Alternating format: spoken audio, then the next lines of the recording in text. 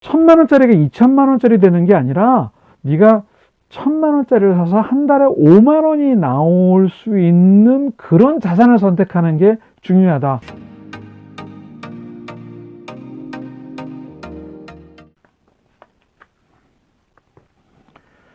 안녕하세요. 엉클즈의 돈돈 클래스입니다. 오늘은 제가 얼마 전에 책을 한 권 읽었는데 이 책에 대한 소개를 좀 하고 싶어 가지고 제가 준비를 했습니다. 2011년도에 쓰여진 책이에요. 여러분들 부자 아빠 가난 아빠라고 하는 책이 한동안 우리 서점가를 강타하면서 많은 분들이 이 책을 읽으셨을 텐데, 로버트 기요사키라고 하는 일본계 미국인이 경제적인 부분에 대해서 자기의 경험과 생각 이런 것들을 썼던 책인데, 2011년도에 그 부자 아빠 가난 아빠 몇 개의 책을 연달아 쓰면서 후속편 중에 한 권인데, 제가 우연히 제 서고를 좀 이렇게 뒤지다가 이 책이 손에 잡혔어요. 앞으로 10년 돈의 배반이 시작된다. 우리나라는 이렇게 번역했어요. 물론 영문으로는 unfair advantage, 그러니까 불공정한 경쟁 우위, 뭐 이렇게 할 수 있는데 말이 좀 어려운죠. 로버트 기요사키가 2011년도에 쓴 책이니까 정확하게 10년이 지났네요. 여기서 하는 얘기들의 몇 가지가 있습니다. 한국의 상황과 유사하기 때문에 2011년부터 10년 동안 어떻게 될 거냐, 그 몇 가지가 있는데, 첫 번째는 저출산에 대한 얘기를, 이건 뭐 그 이전부터 나온 얘기죠. 미국 사회를 향해서 로버트 기요사키가 한 얘기지만, 우리나라도 이 저출산과 관련돼 가지고 뭐 코로나19하고 맞물려 가지고 결혼도 안 하고 출산도 안 하고, 이 결혼과 관련된 얘기가 나는데 하여튼 출산이 안 되고 있고요.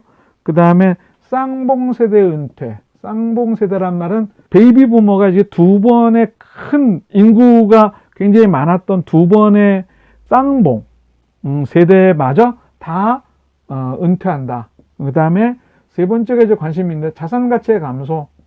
한국의 국민소득이 75년도에 6,147원, 또 번역한 사람들은 한국에도 이게 적용된다면서 이제 얘기를 한 거죠. 그 다음에 2020년도에는 2759달러에 비해서 물가들은 뭐 25배, 그 다음에 13배, 25배, 뭐 이런 영화요금, 시내버스 요금, 목욕탕 요금, 이런 일반적인 생활물가 기준으로도 소득이 30배 가까이 증가했지만 물가도 증가했기 때문에 실질 소득으로 그렇게 하면 자산 가치가 굉장히 늘어난 것 같지만 자산 가치는 사실 감소했다. 뭐 이런 주장을 하고 있고요. 네 번째도 일자리 감소, 청년 고용. 미국의 10년하고 한국의 10년 비교해 볼 때 그렇게 크게 다르지 않다라는 느낌의 얘기를 하는 것이 로버트 기요사키 책과 이 책을 번역한 분의 이제 생각이죠. 이제 그러면 이런 상황들이 지금 나타나고 있는데, 앞으로 산업화는 끝났다. 산업화 끝나고 그럼 뭐냐? 정보화 시대다, 정보화 시대. 이런 정보화 시대 얘기를 하고 있고요. 사실 인터넷 없으면 요즘 아무것도 못 하잖아요. 주식 투자도 작년에 굉장히 많은 사람이 주식 투자에 뛰어든 얘기도 인터넷으로 모바일 기능이 되는 거래 수단이 있기 때문에 그렇게 될 수 있었던 거죠.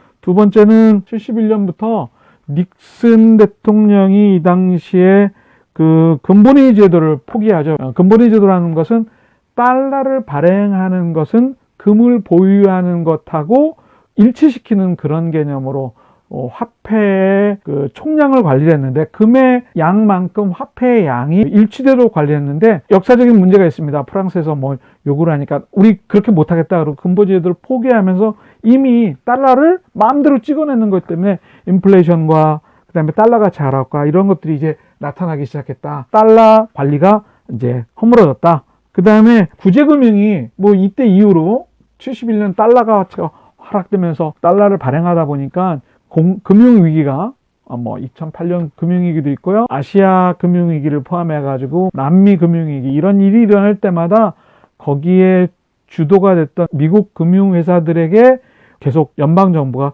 구제금융을 베풀어줬는데, 금융회사를 살리느라고요. 구제금융이 엄청나게 많이 증가했다.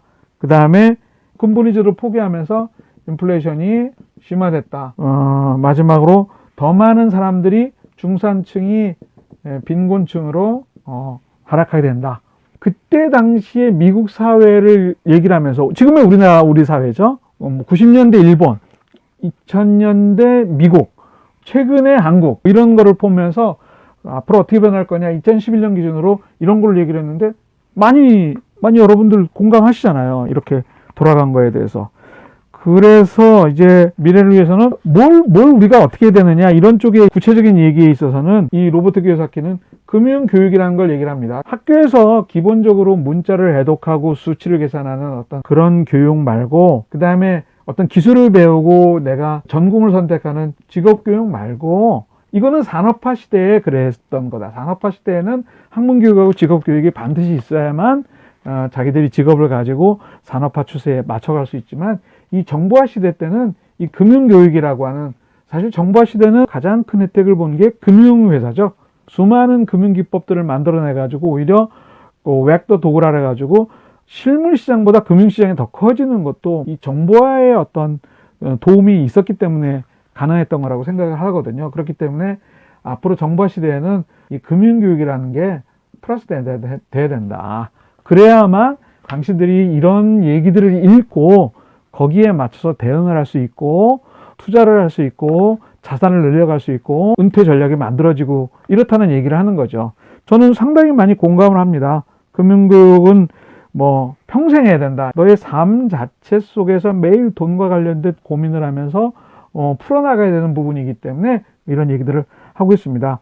그러면서 이제 날카롭게 지적하는 것이, 지금 현재 금융시장에 워렌 버핏이 어떤 세계적인 부자로서 금융의 리더 아닙니까? 그 사람하고 점심 한 끼 하는데 뭐 얼마를 내고, 그 다음에 그 사람이 무슨 주식을 샀다, 한국에 투자했다 그러면 뉴스가 되고 막 이러는데, 사실 그런 리더들이나 시스템 자체가 이런 것들을 가속화시켰다는 거죠.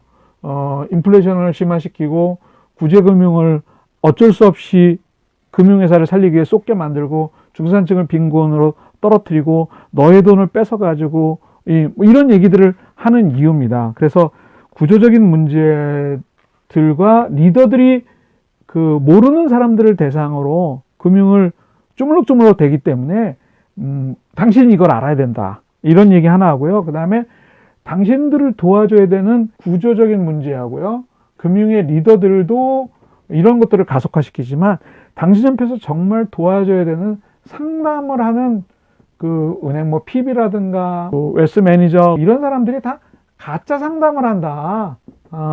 이 두 가지 이유 때문에 당신 스스로 금융을 공부해 가지고 대처를 하지 않고서는 어디다가도 하소연할 수 없고 계속 이 구조와 리더들의 그 희생양이 되고 가짜 상담의 그 먹이가 된다, 이런 얘기를 하기 때문에 결국 그 공부를 해야 된다, 이런 얘기를 하는 거죠. 그 공부에 대한 얘기의 가장 중심은, 저는 가장 기억 남는 게 지금 최근에 한국의 2030들이 자산을 늘리기 위해서, 그러니까 목돈을 넣어가지고 목돈이 뻥튀기 되는 거를 원하면서 투자를 하고 어떤 재테크를 하는데, 그게 아니라 너가 정말 좋은 금융 교육을 받고 선택을 하는 것은 현금 흐름이 나오는 자산을 구입해야 된다. 1,000만 원짜리가 2,000만 원짜리 되는 게 아니라 네가 1,000만 원짜리를 사서 한 달에 5만 원이 나올 수 있는 그런 자산을 선택하는 게 중요하다. 그러니까 자산소득보다 현금 흐름을 중심으로 하는 의사결정을 하는데 필요한 금융을 배워라. 이게 가장 기억에 남아요.